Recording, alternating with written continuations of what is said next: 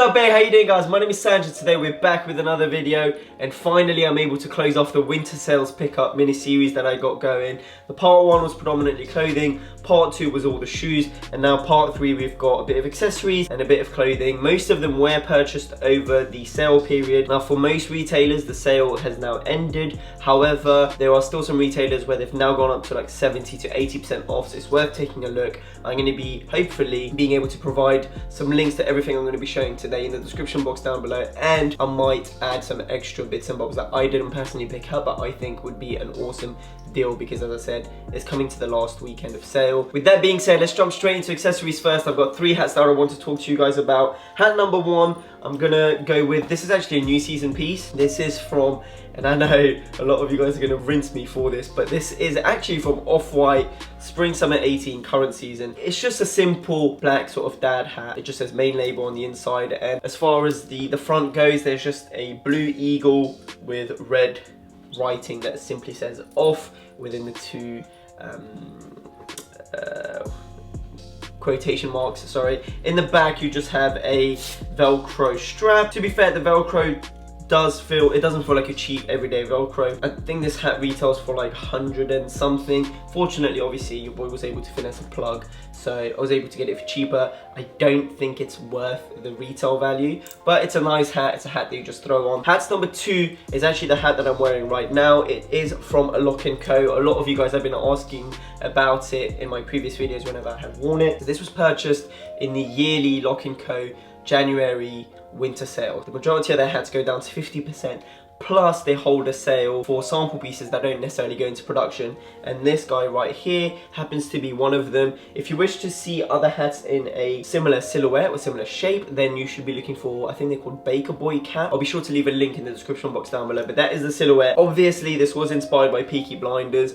The weird thing about this was I actually purchased this hat prior to even watching Peaky Blinder, but I had seen posters, I had seen clips, and this is a silhouette that I very much love and super happy to have it in my collection. I think these hats retail for 100 to 150 quid. All the samples were £50, 50 to 60 pounds. So if you are based in London, I urge you to go and take a look at Lock & Co. If you're a tourist from any other country, go into Lock & Co. It's a beautiful store. It is one of the oldest hat makers in the world, if not in London definitely, but maybe even in the world. And then hat number 2 that we got from Lock & Co.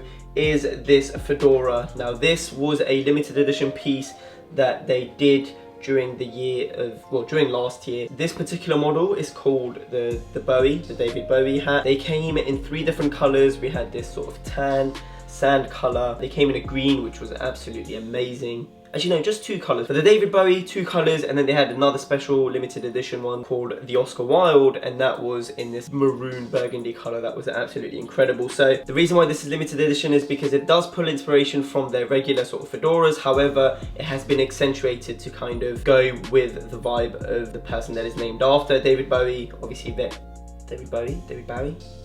Bowie? Bowie? David Bowie? David Bowie? Is it Bowie? Anyway, you know who I'm referring to.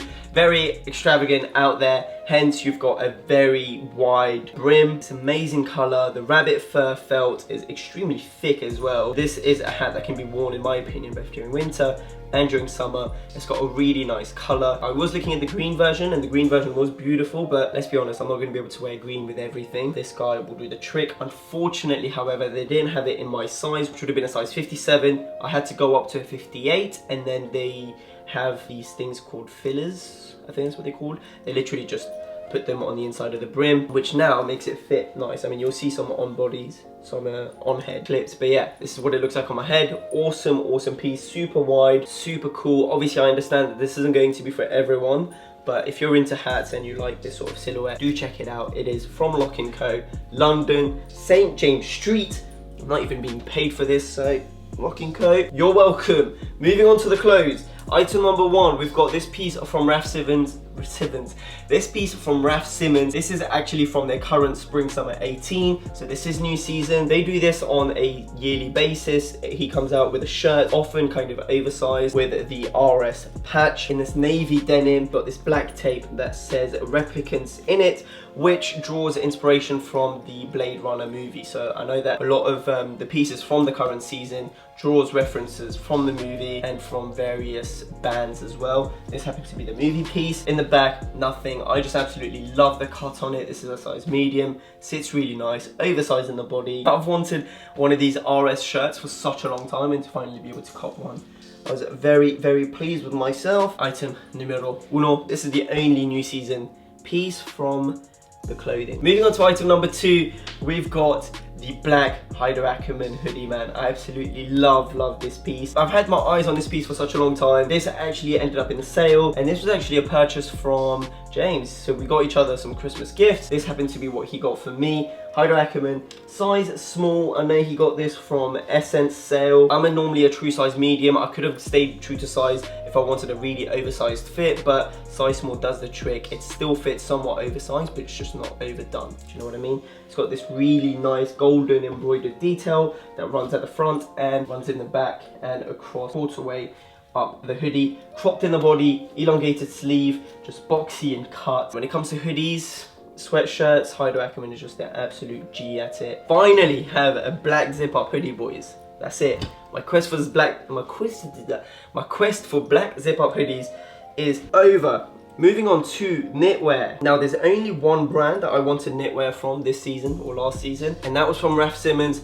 Item number 1, I don't have a hanger for it just because it's not a piece to be hung. This is, believe it or not, actually a size small. This is the cardigan, the white and red. It's called the Disturbed cardigan. You'll see how it fits on body. Super oversized, elongated sleeves, asymmetrical sleeve, with the right sleeve being longer than the left sleeve, but the left sleeve being wider than the right one. It fits awesome. It can be done with all the buttons done up, or it can be just kind of let loose with the buttons undone. Now this is a styling trick that I got from the show Common Sweden, from their Fall Winter 18, when I was able to go take a look at it in Paris. They were layering knitwear on top of sweatshirts, and it looked absolutely awesome, man. And so that's kind of how I intend on wearing this piece. Obviously there will be days when I won't wear a hoodie underneath it, but with a t-shirt or with anything, a shirt, this looks awesome. It's a beautiful piece. It retailed for like £700 or £800, and I was able to cop it for 50% off. Shout out to the boy PF Kwangs, I think it was. Like, he's the one that actually sent me the link to it. Thank you ever so much, boy. You've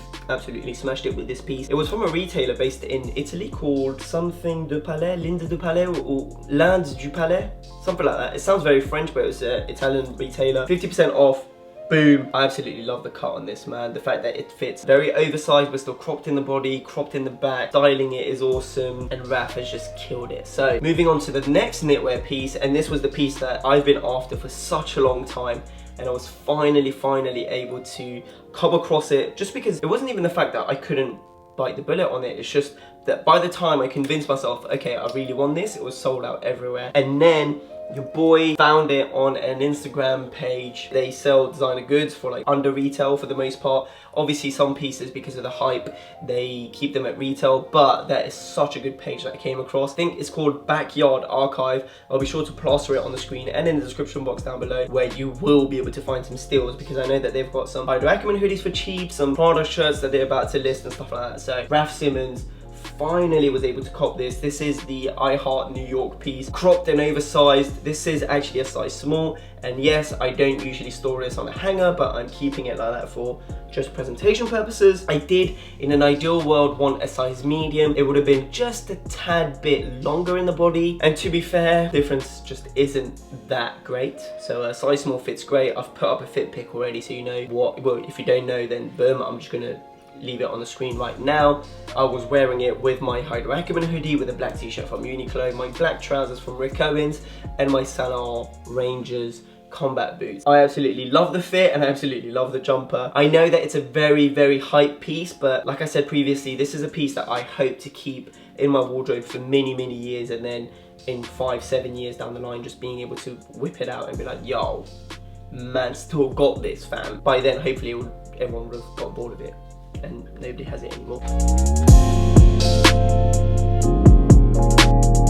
And then we're moving on to outerwear. There's two pieces that I copped. One of them I had my eyes for pretty much at the beginning of the season. This Craig green jacket that I've had in my Essence wish list, ever since I first came across it, they released 2 versions of this jacket. This one, which is the bit more out there version, and then they had one where this print was only featured on details. The majority of the jacket was navy. I'll be sure to leave a picture or someone wearing it because I saw someone wearing it recently. Absolutely amazing, amazing piece. I stayed true to size in a size medium. Fits amazing. I absolutely love the detailing that you come across this piece. You've got the white bands, you've got this really nice print. The colours, although on the pictures they look very vibrant, they're actually on a more dull side. Like you can see it here. They do look amazing, but they're definitely not as poppy and as vibrant as they may come across on pictures. You've got 2 chest pockets, 2 side pockets, an amazing fit, very boxy, and you've got this lacing detail, which as far as I'm aware, can actually be loosened up to create some really interesting shapes, especially the one on the sleeve. If you detach it and you loosen it up a bit, the sleeve does kind of fall off and create some interesting silhouette. Whew. It's just a sick piece, man. And this was a piece that I wore during Paris Fashion Week and got packed by GQ. That was quite nice as well. You know, your boy made it to the list of the best dressed men in Paris.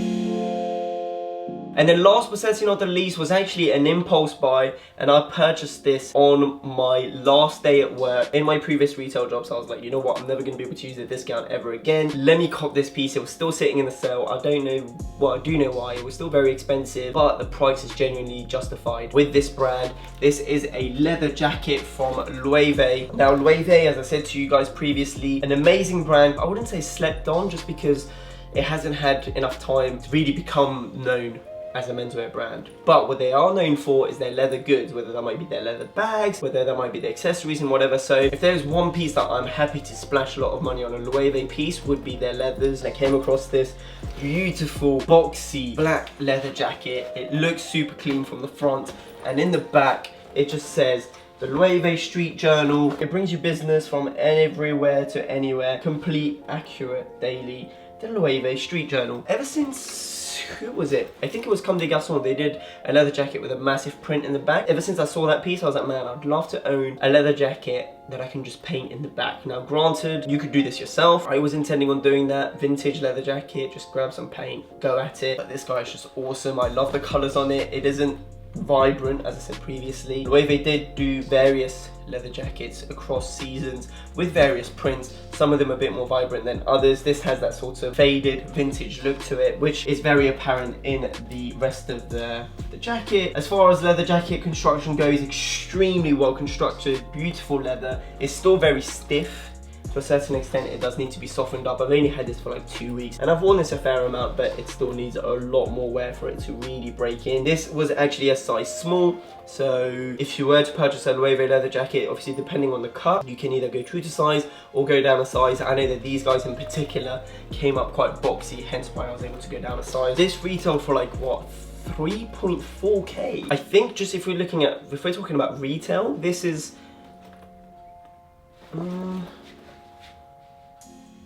yeah, I think if we're talking just retail price, this is the most expensive garment I own. Obviously, your boy didn't pay that, but still, it's a crazy, crazy piece for that price tag. I would have never recommend paying that price though. Like, don't get me wrong, the leather's amazing, justifiable for the price that I paid, but no way would you pay 3.4k, sorry, I'm just redoing up the zip. That is that, man, for the winter sale pickup. I went kind of ham, as I said that to you previously. I low-key splashed up. As I said, I do want to release that how to build a smart wardrobe video, so hopefully you'll understand how I do things and why, or how I'm able to justify it and how I'm able to kind of include it in my wardrobe without taking a massive hit. Like I said, I am able to do this whole one in, one out in my wardrobe, and it works, and it's worked for me so far, and I think everybody can do that, and you can build an amazing wardrobe. With that being said, I'm going to conclude this video right here. Let me know what your favorite piece were, or let me know what you picked up that you're absolutely gassed about, because I'd love to hear about it. If you wish to follow me on my social media, it's all in this corner right here, Sangiev. That is for my Snupps, my Twitter, my Instagram.